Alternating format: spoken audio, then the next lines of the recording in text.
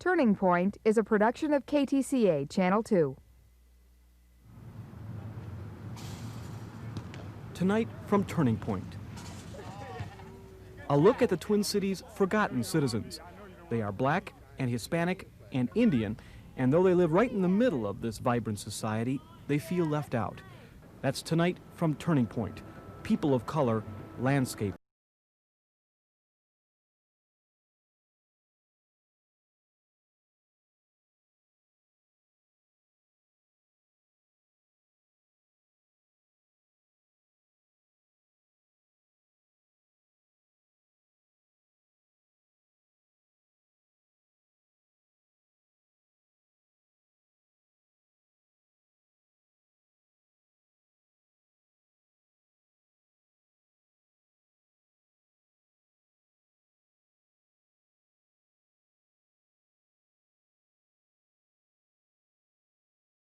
Companies Incorporated, providing insurance and insurance-related products and services to individuals and businesses since 1853.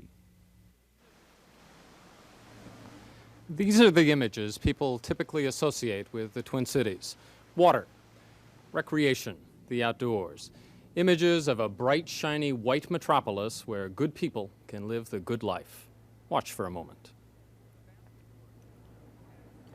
For the vast majority of Twin Cities residents, these images are complete. But there is something missing here, something not portrayed, and that is what we will talk about on tonight's Turning Point. Good evening, I'm Dave Iverson.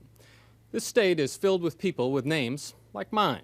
In fact, when people talk about ethnic groups in Minnesota, they usually talk about Norwegians, Finns, and Swedes.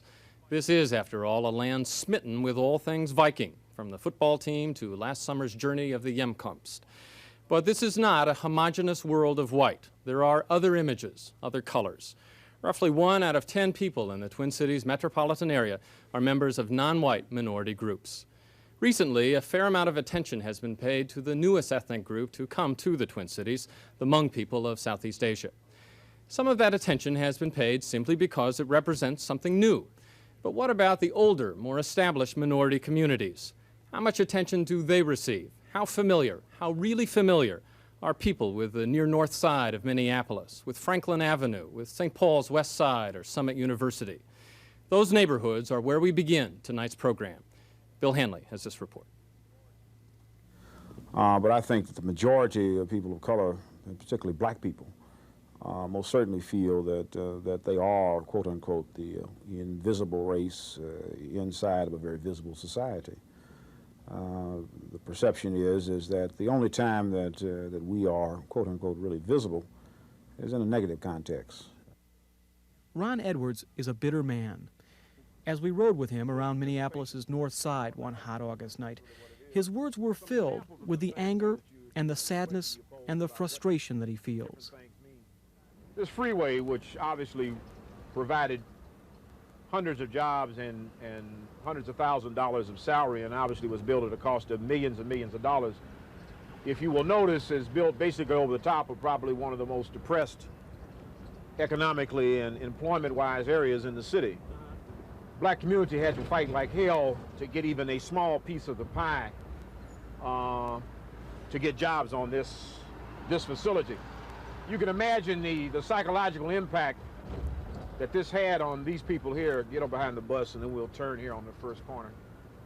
That it had on the residents of this area back through here who, basically enjoy, if that's, what you want, way you want to put it, 50%, 55, 60% unemployment, and probably 80%, 85% unemployment amongst black youth.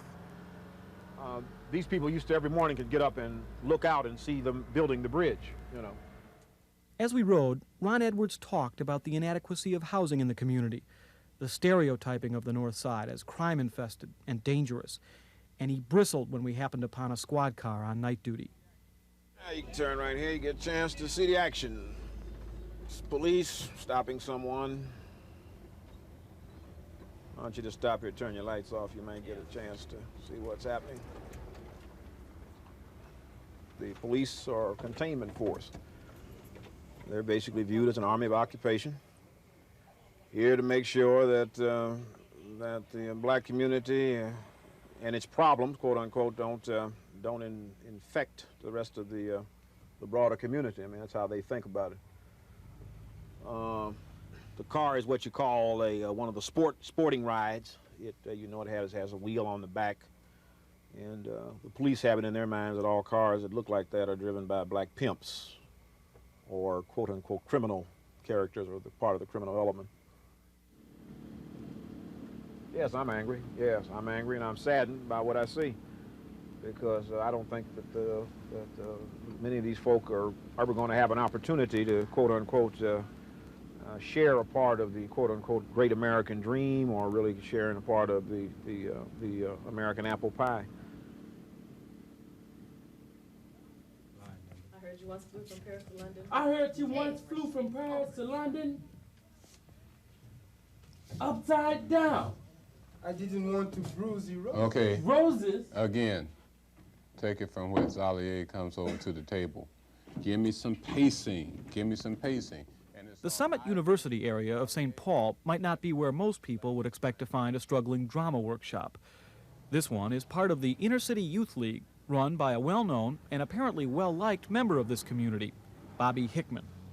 It appears in some instances that white people see the Twin Cities as something that belongs to them. Snow falls all over the city. It doesn't just fall in the white community or downtown.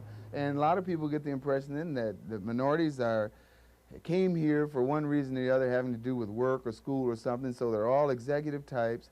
They're doing well. They're middle class, upper middle class folks, and there is no what you call just plain old neighborhoods with everyday folks who do everyday kinds of things and who shop in the downtown area, who have little businesses in their community, and who take part in this, that, or the other.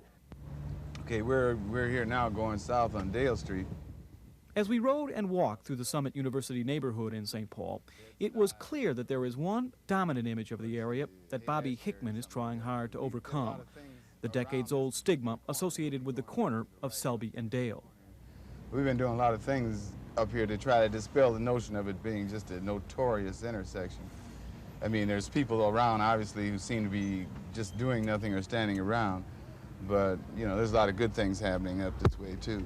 Like, not only the immediate Selby-Dale area, but in fact the whole Summit University neighborhood has suffered from its bad reputation.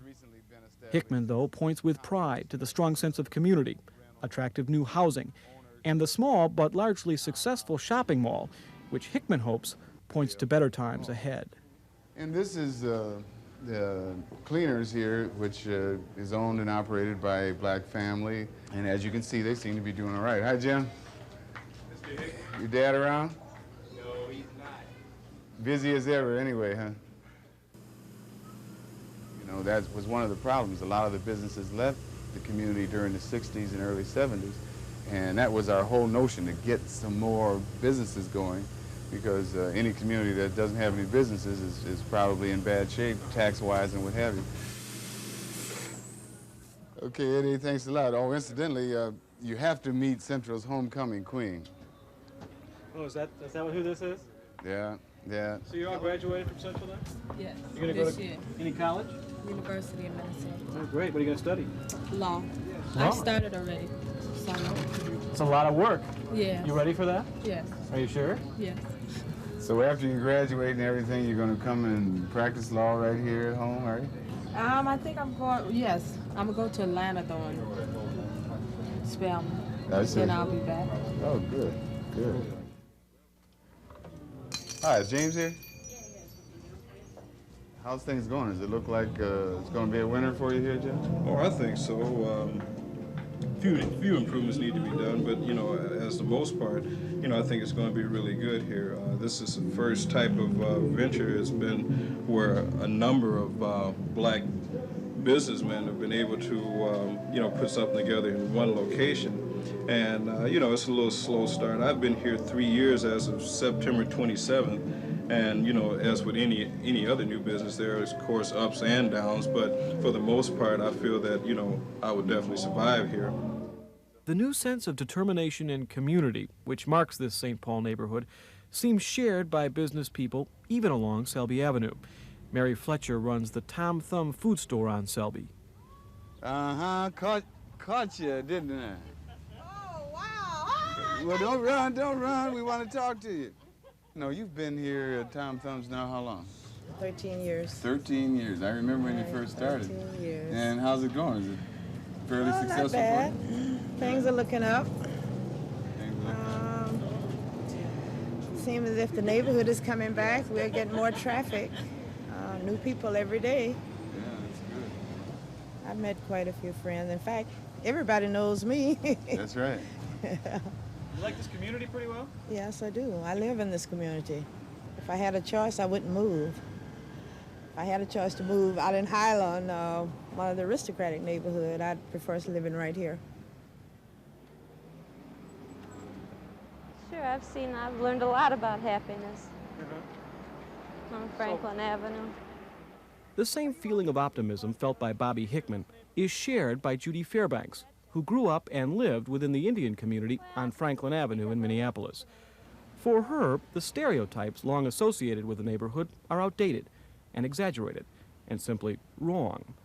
What she sees is a community which has, as its strongest point, the relationships between its people. And she talks about the important role played by the Native American Center.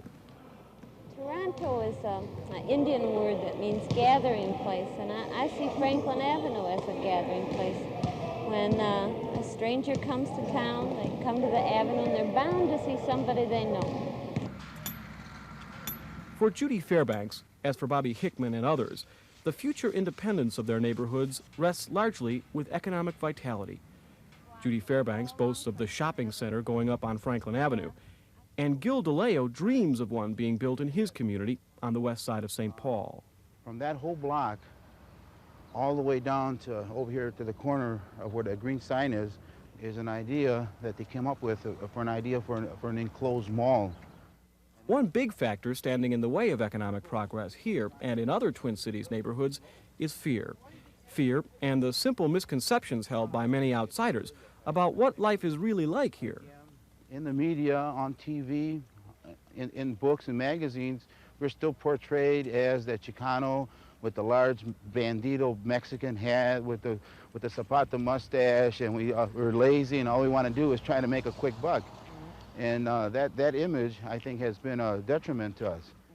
DeLeo spent the better part of an afternoon walking us through the West Side neighborhood, talking about the strength and the ethnic diversity and the pride that he feels in this community. But as we talked with some young men in the park, it was clear that ethnic diversity on the West Side has not come easily for everyone. What's an Asian? Yeah, that's what I'd like to know. What's an Asian? I ain't never seen nobody look like no Asian around here. Oh, really? I thought you just said that. I thought you said that they were moving Vietnamese down here. Is that an Asian? Are you saying like we call them gooks. Yeah, we call them gooks. Chinese people, chop more or less. Chop chop. Pandas, yeah. There's no problem is, you know, as far as trouble-wise or not, you know. I mean, they I think we get more fights with the Cubans than we do with the gooks. While Gil DeLeo admits that some tensions still exist here on St. Paul's West Side, he and almost everyone else we talked to in all four of these Twin Cities neighborhoods complained bitterly that that is almost all that is ever said or reported about minority communities in the Twin Cities. And the result is not just hurt feelings or damaged pride. The result, according to Louis Trejo, owner of the Casa del Pueblo, is a bad business climate and economic decay. We've been happy as far as it goes living over here, and we've been, even if our business has been kind of torn down a few times on kind of the televisions or the paper putting out a lot of, you know, bad articles and making it look real bad, I know. Does that hurt your business when that happens? Yeah, we did. We lost, I would say, about 80% of our business that we lost from it. And it's been really hard to make it up again. And it's, you know, because of the same situation, the advertising of television and the radio, and of course, you know, the paper that did a lot of, you know, necessary, you know, televise of the buildings out here, and that kind of made it really bad for us. And a lot of times people tell us the same thing. We don't come because, you know, things happen. I say, well, nothing has happened, you know. It happens like any other place. The West Side businessman you just heard voices a complaint that came up again and again and again in the preparation of this program. It has to do with this business, the business of television, of newspapers, and the judgments we make. Many of the people we talk with feel the news media, in subtle and sometimes not so subtle ways, ignore or even put down minority communities in the Twin Cities. It is a complaint voiced so frequently that we thought we should try to respond in a very specific way. To do that, we chose a week's worth of news, the week of August the 15th, and we monitored all of the 6 o'clock newscasts on WCCO, WTCN, and KSTP. During that week, about 24 minutes of time was devoted to stories dealing directly or indirectly with minority individuals, issues, or communities. We showed that composite 24-minute tape to 3 minority leaders, Ron Edwards, Jean Bacanaga, and Jose Trejo. We then got a reaction to their critiques from the news directors at all 3 stations. What was a custom in their native land is now a crime for Hmong refugees living in this country. And so authorities... We showed Ron Edwards, Jose Trejo, and Jean Bacanaga those news items having anything to do, directly or indirectly, with minority communities or individuals in the Twin Cities. From the week in question, we found 6 news items. We showed a sampling of 3 sports items, and we looked at a number of stories in which black reporters were featured. A story which caught a lot of attention was a major news item August 17th on all 3 stations, the visit of Chief Justice Warren Burger to Stillwater Prison. WTCN's version was typical. Many inmates had a chance to show off some of their new computer skills and other abilities they managed to acquire from one of Control Data's computer programs. Other inmates also had a chance to meet with one of the nation's highest officials when he attended their graduation reception. And all 3 stations made sure to point out that to show the graduates, the guys who had done something, who had achieved something, who had excelled, were all white. They also made it a point to in fact, the one black guy who was on the computer, I counted him 5 times on 3 stations. The other thing that it did, though, is that he was continuously highlighted. Yet the positive feature of that whole thing had to be the guys who had graduated, in my mind. What you basically had, if I was just, somebody from out in the country, what I basically saw were people of color basically in a very normal role of incarceration. I also saw that it was made clear that the keepers of the gate, if you will, are the majority society. On Sunday, August 15th, WCCO aired a story on opium use in St. Paul's Hmong community. Both Ron Edwards and Jean Bacanaga objected to the sympathetic tone used by the drug enforcement official interviewed by WCCO. A series of raids last week in the St. Paul Hmong community turned up about 1 pound of absolutely pure opium. Considering the very large number of Hmongs here, this is a very small quantity of opium. This does not reflect on their community as a whole. We want to meet with their leaders so that they will emphasize to the people that they should not indulge in this.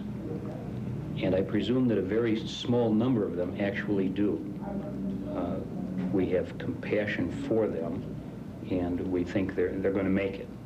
The agent made reference to something to the effect, they'll come around, hopefully they'll come around, or something to that effect. Or no, hopefully they'll make it. And again, that seemed to me, again, another process or attempt of the culturalization of the Hmong people. If it had been somehow talking about Indian drug use, do you think the tone would have been the same? They're going to make it, but we know they really don't want to do this. No, I think it would have been more negative, and that they're not going to make it. They haven't made it. Stiff penalties may soon face employers in the Twin Cities and elsewhere. They're part of the package that was approved today by the U.S. Senate, the most sweeping overhaul of immigration laws in 3 decades. On Wednesday, August 18th, WCCO aired a report on Senate passage of new immigration legislation. Jose Trejo objected to the file footage chosen to accompany that story. The majority of illegal aliens in Minnesota are from Canada. There wasn't a single non-Hispanic looking alien shown. The whole entire film focused on dark-skinned aliens. And some of them appeared to be black and some appeared to be Hispanic, but every single one of them. The Immigration Department, I don't know how they're going to tell the difference between Canadian illegal aliens and regular citizens, Minnesota legal residents. I don't know how they're going to do it. Trejo also objected to another WCCO story, aired Friday, August 20th, dealing with migrant housing problems at Green Giant. With pay at minimum wage or little better, other places to stay are not affordable. Local officials have granted the migrants legal residence so they can qualify for food stamps. Here, at least, there are restrooms and cold showers for them. Apparently we feel responsible because they're here, and apparently it's our problem, but we intend to stay with it, and they're good people, they're clean people, really, and they behave themselves. We have no problems in the city with these people. They were very paternalistic attitudes, very, very paternalistic in the sense of saying, gee, there's poor people, there's poor children, you know, what the hell, they're good people, they're clean people, you know, another, you know, it's just like if there were children they were talking about. This is very, very difficult to deal with because there's a tendency of separation immediately. The migrants are here, the Hmong are here, we Hispanics have been here for years, blacks have been here for years and years, and right away it's those people. It's not our people. The need for housing is a critical one throughout the Twin Cities area, but St. Paul got some... Two stories on local housing programs, produced by WTCN and KSTP August 17th and 20th, raised another issue in the mind of Ron Edwards: how assignments are drawn by Twin Cities black reporters. The perception in the minds of the majority population is when you talk about such things as crime and housing for the needy, you think of people of color, that's what the housing is for. If the city of St. Paul has gone out and gotten $1 million program, which is what one of those items was about, it was because we have a depressed market of rental housing in the city of St. Paul for all of these Hmong and Hispanic and blacks and Indians who are coming into our city. And so that's really what the news story is about. And so who better to have depict that than another reporter, so that you, as you listen to that story, you maintain the same perception that, oh, that's Carolyn Brookter doing that story on those people like her. During the week of August 15th, black reporters for the three stations filed the following stories. Carolyn Brookter reported on housing, tax protesters, the civil service, and corrections director Jack Young. Jeanette Harrison did stories on housing, a bar closing, and squatters on an island in Wisconsin. Phil Holman reported on housing, the immigration bill, and the future of the Munsingware plant in Minneapolis. Byron Barnett covered an arson murder and a story on adult bookstores. And Lou Harvin followed the taxi strike, Chief Justice Berger at Stillwater, and the stock market. It's great to be around a bunch of great guys playing, like Teddy and Tony and Ricky. Clearly, sports stories on all three stations repeatedly focused positive attention on people of color. But our three critics were disturbed by what they saw as the racist tone of a KSTP story August 20th, poking fun at Atlanta Braves pitcher Pascual Perez for getting lost on his way to the stadium. Earlier in the day, Pascual got his driver's license, so he decided to drive to the ballpark alone. Trouble is, he didn't know which exit to take to the stadium. He wound up circling the city twice, a distance of about 120 miles. He arrived in the locker room during the national anthem, missed his turn in the starting rotation. For the week as a whole, in both substance and style, our critics gave local TV news failing grades. There wasn't a single positive story at all. There wasn't, of all the stories we saw for the entire week, everyone had a negative connotation. Everyone had either a poverty connotation or a connotation of victimization, inmates, migrants. There wasn't one single story about a migrant or a minority individual that was positive. But isn't that a criticism of television news in general, that it's not positive towards any particular groups? It is, but I have seen a lot of stories that are very positive and usually have a tendency to be of the white elderly. You know, somebody who's 99 years old and has a garden and goes out there every day and gardens it. You know, it's usually white folk. We don't have any 99-year-old black gardeners or Hispanic gardeners that could be positive. I guess you have to be a minority to appreciate that. And when you see these types of stories done day in, day out, everything has a negative connotation to it or a negative inference. We're talking about a cumulative effect. We're not talking about a 30-second or a 60-second segment one night a week. It is basically showing things negatively over and over again without a counterbalancing positive image. It's basically that. To the point where even the victims or even the people that are being portrayed tend or come to believe that. We wanted to give the news directors of the three stations a chance to discuss these criticisms with the critics and with the studio audience. Chuck Beeklin at WTCN had a previous commitment. Reed Johnson at WCCO and Bob Jordan at KSTP both declined. All three, however, agreed to pre-taped interviews in their offices. What was your general reaction to the criticisms that you saw on the tape? Well, the general reaction was that they confused the message and the messenger. The secondary reaction was that people bring a lot to the medium, and they interpret it through their own eyes and their own perceptions. And that was definitely the case here. Well, I think my first reaction is that they were way off base. And the conclusion I came to is that they brought their own prejudices to the programs that they viewed.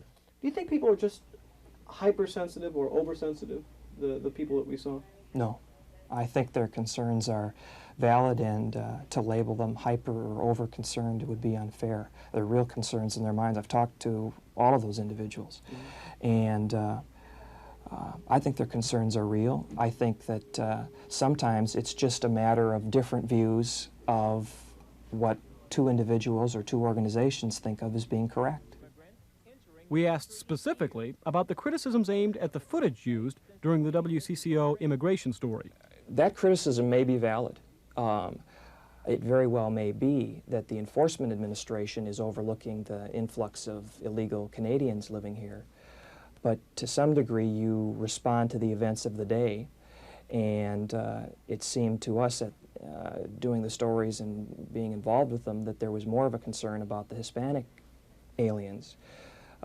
We might well rethink that. It could very well be that the Canadian problem is something that we should look into, and I think the criticism could be valid if the facts are right. There was a piece that was done out at Glencoe where a rather paternalistic mayor made some rather paternalistic comments. Now, while I might not have made those comments myself, I don't think it's my duty or anyone in television's duty to sanitize that man's comments for consumption by some sensitive group. What about the Bob Bruce story? I thought that was rather humorous, and more than anything else, I thought was proof that the people who watched those programs and found something wrong with them had prejudices of their own. If that had been Sven Torgerson, unable to find his way to a stadium, it would have been equally funny. I can assure you that that story was not chosen for inclusion in the newscast because it was a Hispanic person involved.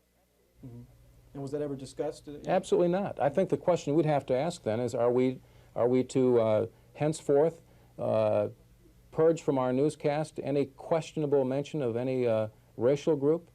In the assignment of stories here, does race ever come up? Never. Categorically, never. Does the issue of race ever come up when assigning your reporters to stories? Never. Never. Absolutely never. I think when stations were first dealing with minority reporters, there was a natural tendency to steer them in stories where they might have expertise, minority concerns. You look at our staff now. Who covers crime? Dave Nimmer and Caroline Lowe, not minority members. You look at who covers housing, Alan Cox, not a minority member. Phil Holman's beat is the Hennepin County Government and General Assignment. Tony Saffold, before he started anchoring, his beat was Ramsey County Government and St. Paul City Hall. I think it's fair to say that we were guilty of that. I'd like to think that we're not now. We don't look for white news, we don't look for black news, we don't look for Hmong news, we just cover the news. And we're going to continue our discussion now with people here in our studio audience who have concerns about some of the topics just raised. And we're also going to pursue that discussion with two representatives of the print media who have joined us here in our studio audience as well. They are Deborah Howell, who is the managing editor of the St. Paul Pioneer Press, and also here Frank Wright, who is managing news editor of the Minneapolis Star-Tribune. Mr. Wright, let me start with you. What about that last statement by Bob Jordan that you shouldn't look for white news or black news or red news or Hmong news, or we just cover the news? I mean, that's what reporters like to say. We just cover the news, right? Well, I think that's a little bit naive. At the Star and Tribune, for example, we don't do as good a job of covering minority news as we should.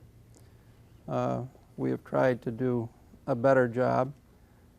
For example, since the merger of the two papers, we now have a reporter assigned full-time to cover women and racial minorities. And I think this has helped in coverage of that aspect of the news. Deborah Howell, do you agree that there needs to be a special affirmative action, if you will, in the way of news? Well, I think that we need to be on the lookout more than we are for news in the minority community. If we're guilty of something, I think we're guilty of the sin of omission instead of commission. I think we're sensitive when we do report stories from the minority community, but I don't think that we report enough of them. Okay, we have a comment now from someone in our audience. Go ahead. I'm Gary Fife with Big Z Communications here in the Twin Cities. Now, doesn't it seem odd that you have to continually explore our segments of the community, find out what the problems are? And I agree with your statement, omission rather than commission. It seems like you've got enough resource people around the city to always know what those problems are and always be familiar with our particular segments of the community. I think the man is absolutely right. And as I said, I think we do a better job than we have done in the past, but we don't do the job anywhere near as well as we should. So, I mean, we are not as well plugged in day by day on a continuing basis as we should be. Overall, I think our coverage is still too episodic, hit and run, but I think it's better than it used to be, and I hope it will be better still. Deborah Howe? I think there's some tendency, perhaps, for people not to call us with stories, wondering how we would cover a story that might be of importance in the minority community. And sometimes we don't find out about them until somebody calls us, somebody writes us a letter. I have a question for both reporters. My name is Roberta Brown from the American Indian community. In November, we did a UPI story from Washington, D.C. Some man came down from Washington to do a story on American Indians in the community and how we were forced to live. It was blacked out in both papers. It was picked up overseas and all over the country, but not here. I want to know why there's a blackout on American Indians from the Star and from the St. Paul. Are you saying generally that you feel that's the case, that there is not enough attention paid within the two papers to the Indian community? Generally, not just this one incident. That's right. That's what I'm saying. Generally, there's not enough, but we get bad press all the time. That's what I'm saying, too. Okay. I think response. There's two parts to that question. One, we did not carry that story because we do not subscribe to United Press International. We do not take that wire service, therefore we would not receive that story, and we could not run it. That's one. Two, I think that we are perhaps more plugged in, though not very well, to the black community or perhaps the Asian community than we are the Indian community. And I think that the least coverage we do. I can't speak for the black or any I other know, community. but I'm just saying. If you want to say something to them, please state your statement to them, not to me. I'm an Indian. I'm just saying to the Indian community, I think that's where we have made we do the worst. Shouldn't there be a relatively simple solution to that? I mean, that community is here. It's the largest urban Indian community probably in the United States. That would not seem to be a terribly difficult problem to deal with. Well, a couple of years ago, we did a huge, mammoth project that was a runner-up for the Pulitzer Prize on Indians in Minnesota. And I was very proud of that. I still think it was a great project. The day-to-day is what I think suffers. Well, I just think your papers are being a little unfair to all the minority communities, not just mine.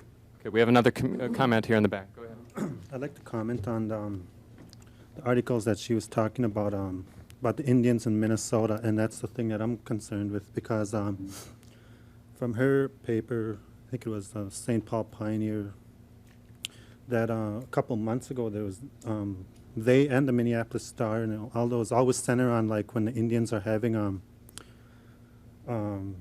seminar on like sexual assault or incest. They're always there, to do that. And I know, like on newscasts, like they showed, we don't have no power over that. They're gonna say what they're gonna say. But I think as long as we're the people, we have to watch out for ourselves and not go to those seminars, comment to people like her and the people that go with her that say 10-minute things and then have it,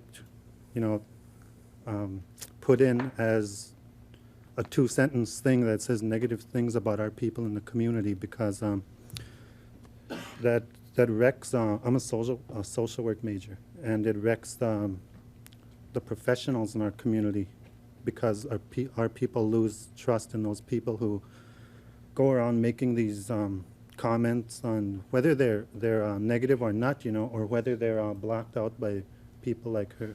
So the reporters, my message and my solution, at least to cover ourselves a little, is to just not talk to those people, And so you're saying not talk to the press at all, so that too little is worse than none. Yeah, it is, because like now, I wouldn't comment now unless you or the guys working with you would tell me that this was going to be recorded in whole, because I don't trust anybody, and this has to be done in full. Otherwise, I would not do it, because I wouldn't set myself up for you or anybody else like that. And I think that's what... I think that's, that's obviously a pretty, tough, strong position to take. Are there other people... It's strong because I am angry, and I'm not going to stand here and say, I won't say anything about those people, because they deserve it. Okay, all right. Are there other people who share that perspective, that at this point in the Twin Cities we would be better off doing nothing because what's done is so insignificant that it's worse than anything at all? Is there other feelings of that here in the audience? Someone from the back? Go ahead. No? You don't want to make that comment? Okay, in front here. I don't quite share that perspective, but I understand, I think, and appreciate what the gentleman is saying. What I wanted to comment on was the tape that we just looked at, in which two of the editors, I believe, of the television medium. The news directors, yeah. News directors, I'm sorry, who were incredibly out of step with reality. They really sounded, one of them sounded very modern. The other two sounded like Neanderthal, the kind of talk that went on even before the 1960s.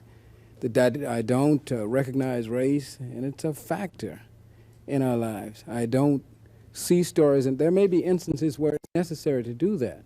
I think that's a bogus response, and you mean Bob Jordan's response that we shouldn't look for black news? Both of those gentlemen, not so much not look for black news, but the idea that non-recognition of the nuances of trying to communicate any idea. And race is certainly no more than a nuance. And I think they shouldn't even be in the news media if they are that insensitive. Because one of the roles of media, I think, among other things, is to educate us, to help us understand our perceptions better from looking at social reality. And it's not just reporting the news. I think it has to be more than that. And part and parcel of the problem is the whole question of just stating facts. Human beings bring values to facts. I mean, facts are not just facts, and you have to explain things. If I understand you correctly, what you're saying is we shouldn't do, you disagree with the gentleman in the back in that we shouldn't do nothing at all, but if we're going to do more, we better do a lot more and deal with a lot more complexity. Absolutely. I think that the whole question is, and I said this earlier, and I think it's for black people and by extension others, people of color, is that it has to be either a home run or a no-hitter in order for it to be news. All right. There's no middle ground. All right, let's get some other perspectives. Bobby Hickman and back. Yeah, I have a question. In fact, the gentleman from the Star and Tribune, not so long ago, and as you saw in the clip there was a little piece about some artistic or theatrical kinds of things that we try to do for all of the same reasons, I guess, that white folks go to the theater and what have you, as well as some getting together kinds of things that we see value in. It was not so long ago, though, that we did an original piece at the Guthrie, and as we rushed the next day, as all people do who are in theater, to look at the reviews and what have you, we were greeted with a headline that said, agency, FBI investigates agency for paying somebody $389 who maybe or maybe was not working. That was devastating, not only the information about what was happening with the FBI, but to those of us who had worked so hard to put that presentation on for what? The enjoyment of the general population. I would just like to ask you, how does something like that happen? I can't respond in terms of that specific incident because I'm not familiar with that particular performance and I don't recall that specific story that you're complaining about. Do you what feel... I can tell you is that the people on our variety section who are concerned with coverage of the arts do make an effort to keep track of what is going on in the minority community. The Mixed Blood Theater, for example, gets regular attention. Let's talk perhaps just for a moment, again, if I might. not as much as it should be, but regular attention. Let's talk for a moment, I'm sorry to interrupt, about the whole business of keeping track, which seems to be some of the heart of what people are voicing here this evening. Whose job is that? I mean, is it your job to keep track of that, or is it Bobby Hickman's job to make sure you know about that? Were the reviewers contacted in that instance? Do you know? Yeah, we generally put it out there. We thought, well, wow, an original piece that we did at the Guthrie, which is world-renowned, that everyone should know about it. And I think that if there was any letting down of or dropping the ball, had to be on the part of the media, because we did let it be known that we were doing that as best we could. Perhaps we didn't follow the right steps, but we did put the information out there. My response to that is I think there is a dual responsibility. Often, not just people in the minority communities, but people in general assume that we automatically know about everything that is going on in the community, and therefore tend not to notify us of things. Well, that just simply isn't so. We're as imperfect as anybody else. On the other hand, we do have a responsibility to seek out information. Let's get another opinion here in the audience. I think there's, as I say, a dual responsibility there. I have a basically simple question, and that is, with all the community organizations that are in our community, how come there's never any positive energy coming from the organizations, the Hallie Q. Brown, Inner City, Summit University Team Center? There's never any positive energy in either paper or the news media about any of these organizations, and my question to you is, why is that? Deborah Howell, your response? I thought he was asking Frank. I think he's addressing that to both papers. Well, I think that one of the things that we often don't do is get down into neighborhoods. It's more than a question of race. I think too often we tend to cover City Hall from City Hall instead of from where the people are living, which is not City Hall. And we do not get into the neighborhoods and report the activities of the people living there, no matter what their race, enough. And I think that that's certainly true of the Hallie Q. Brown House and several agencies like that in St. Paul. I think there's a tendency here that people are trying to overcome. It's been a years-long tendency in the newspaper business to cover the officials and not the folks. Well, if you're aware of this problem, I'm trying to do something about it. This is something I work on all the time. Not today, yesterday. We want to see it yesterday. We are doing positive things here. Everyone is not out trying to hurt someone. We're here, and we want to be recognized, period. Let's hear about what some of those specific things are that you are trying to do, Deborah Howell, to address this. Oh, I mean, it's dealing with reporters. It's telling them how you want things covered. It's saying I want more of what the folks think and less of what the officials think. I mean, we tend to have the strata of how we cover things, and we tend to lean on official explanations, and I think that that's not a good idea. It seems to me that, before I get to you, Ron, just a second, as someone who used to do TV news and used to be a TV news director, I think there is a tendency among those of us to hang out around City Hall, and not do those things that you're talking about. Wouldn't that, again, be a relatively simple thing to accomplish? No, it is not. Why? Because if you have limited resources and limited staff, you cannot afford not to tell people what is happening in City Hall. You can't afford not to cover big news events, because that's what people buy your newspaper for.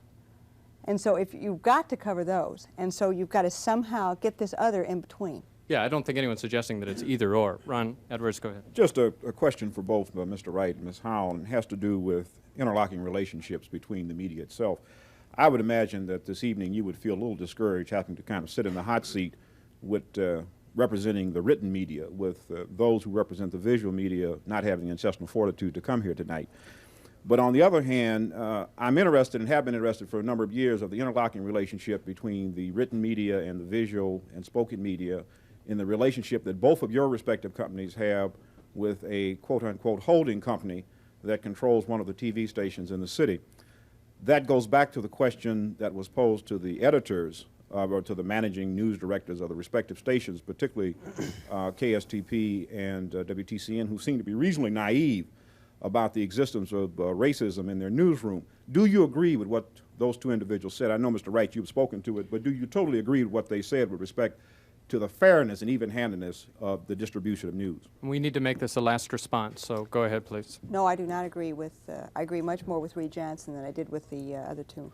Okay, we need a closing comment and then we must move on. Was there someone here who needed to say something? Go ahead, and if you would, keep it as brief as you can. I'd just like to say that Stand up, please. The initial problem is, you know, the attitudes. The people that are in power to make the change really don't feel that there is a problem. You know, end of statement, end of problem. You can't solve a problem if you don't see it. Okay. I'd like to correct one statement, if I may. All right, and do it as briefly as you possibly can. That is simply that the Star and Tribune no longer has a financial interest in Channel 4. All right, That was and with that we'll discontinued have to years stop. ago. Essentially, a lot of what we've been talking about here for the past 17 minutes or so is that part of the story, for a variety of reasons, is often missing, that the picture is often incomplete. We started this program by showing you images most people think of as being typical of Minnesota, the Minnesota of 10,000 lakes and travel brochures. Our last report tonight tries to fill in what is often left out. It is a profile of 3 everyday people who participate in and who are very much a part of this community. This is Michael Wilson, a 19-year-old graduate of Washburn High School, currently enrolled in Augsburg College, and living with his family in South Minneapolis.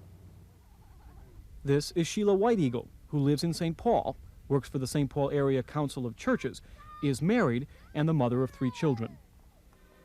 And this is Nick Costeo, a computer processor, former Golden Gloves champion, father, and proud homeowner on St. Paul's West Side. 3 individuals, 3 Minnesotans. Here is a brief glimpse into their lives. This summer, Michael Wilson worked for Honeywell as student liaison in the Department of Corporate and Community Responsibility, a lengthy title and a long way from his original summer job search for lawn work. And so my job has been to help coordinate, or solely coordinate, the Summer Youth Employment Program. And what I'm doing with that is setting up orientation sessions for the kids and visiting with them regularly to make sure that their job is going all right, and to make sure that they get to further some of their career interests. What interests me is possibly majoring in economics,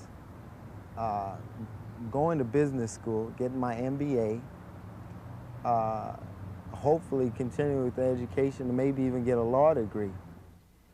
From work to home is a familiar 17-block ride through the neighborhood in which Michael has lived since grade school. Say 2 painted that picture over there. His father owns Ken and Norm's liquor store. I believe they're like one of the 5, you know, there's about 5 black-owned liquor stores in the state, and he's got one of them, his father does. There was another church going up. That took years to build. They only could put it up as they got the money. And Eddie's barbershop back there. Eddie and his dad both have a barbershop on 4th Avenue, and Webb's got a barbershop too. I think that minorities have always been oppressed. And while things are changing, I think what you have is a society that has stacked cards against minorities. I think that some of the problems that minorities will be facing and are facing now is the fact that they don't have the inroads into education and jobs that will make them better prepared for them. I think a large part of that has to do with your family. And I know that a lot of times we gather around the table at dinner time and we discuss some of the issues that are going on in the world. And it just stimulates me to go after these types of things, to try and push for the things I want to change and try and achieve the goals that I want for myself. My parents came from Jamaica. I don't know, they made me appreciate hard work, and I can't stress that enough. They've always tried to show support and encouragement, and I think I'm lucky for that fact that I have parents that great, and also I have great brothers and sisters too. I feel left out of the feeling that I'm part of Minnesota, because when tourists come, the thing that they may recognize about Minnesota the most is its large white population, and I've never seen things mentioned about Minnesota that really played up or really brought out the good things about the black community in Minnesota, the Indian community in Minnesota.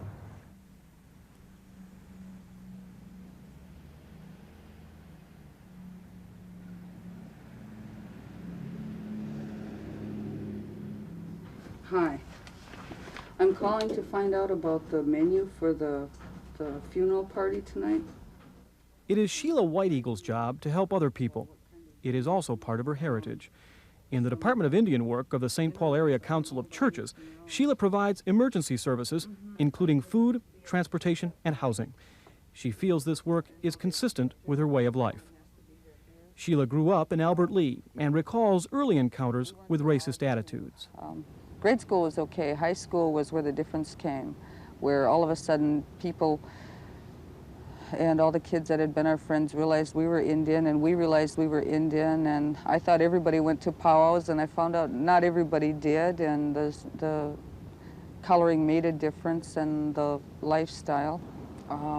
In my husband's case, his last name, of course, being White Eagle, he was a lot of times made fun of. My kids are. They, call my kids White Cloud and White Feather and everything but the right name. I have 2 small children and 1 teenage girl, and she's gone through pretty much the same thing I did, and maybe not as bad. And what do you tell her to do about that? Well, I do, and my husband, of course, is really good. He talks to her about, the names that tells her about the clans, and that she is from the Eagle clan, and that's, the highest clan in our particular tribe.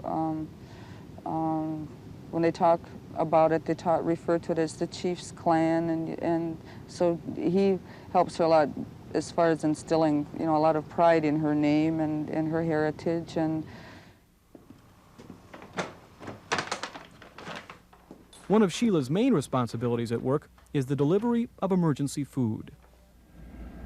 Yesterday afternoon, I received a call from this particular family, and they're in need of groceries. I do about, anywhere between 30 and 60 families a month.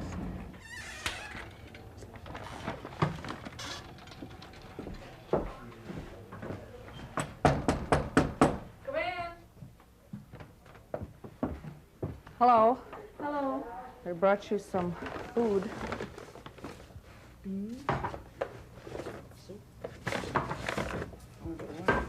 Oh, you high up the hog.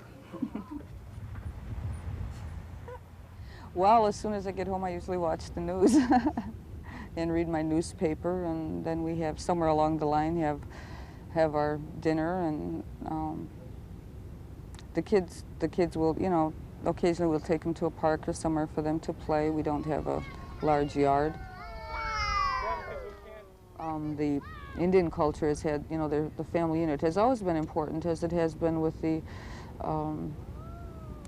Oriental people, with the Jewish people. The family unit had always been important.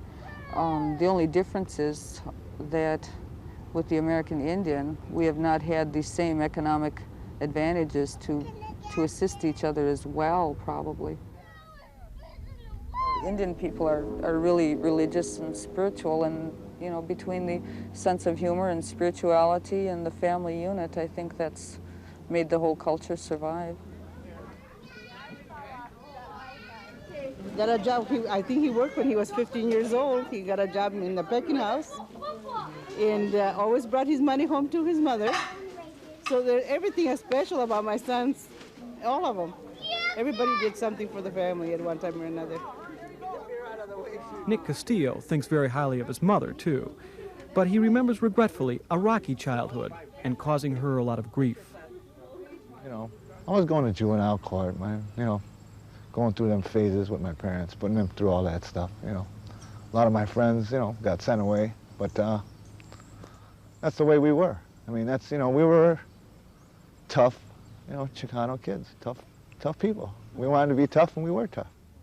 Nick, as his mother knew all along, has made the transition from tough Chicano kid to proud Chicano father. He has a good job as a computer processor, and he owns a home just blocks from his parents on St. Paul's West Side.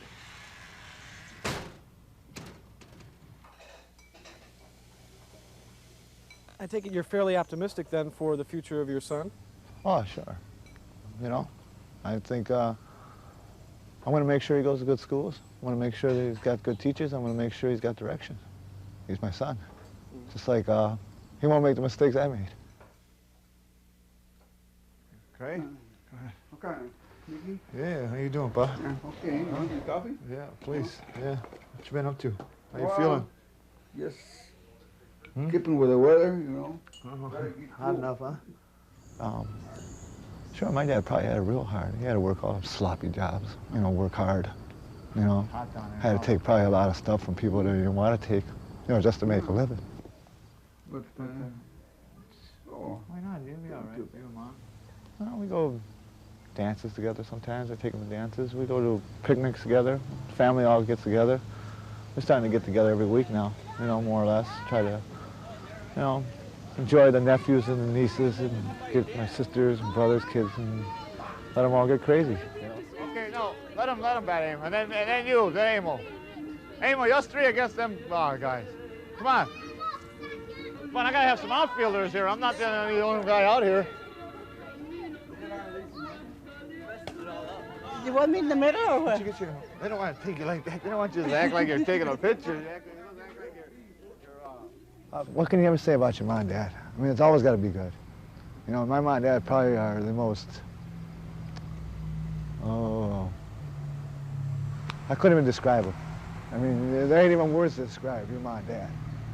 You know, because they've always, even in my hard times, they've always been there, you know.